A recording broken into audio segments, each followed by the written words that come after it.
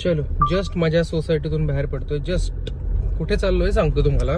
तर आमचे मित्र आहेत गणेश प्रभाळे, बावधनचे तलाठी भाऊसाहेब आहेत, त्यांची एंगेजमेंट आहे, त्यासाठी चाललोय आम्ही आता बारामतीला. हाय हायवे, आणि इथे सुद्धा हायवेला सुद्धा आपल्याला जाम लागलाय. चलो जाम बघायची सवय झाली आपल्याला.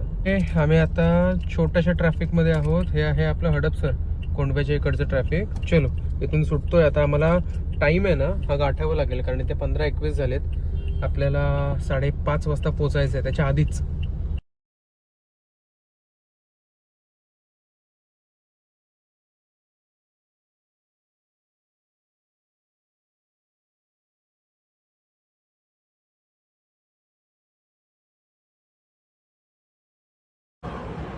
चलो गाडी इथे लावली, थोडी गाडीला पण विश्रांती, आणि आज जाऊन खाऊन येतो. तर डोसा अँड फास्ट फूड आहे.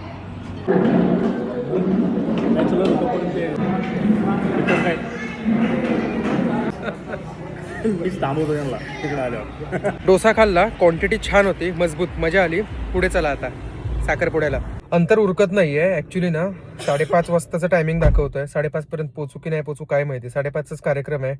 प्रभाळे माळेगाव कारखाना. आय लव्ह करा वागज.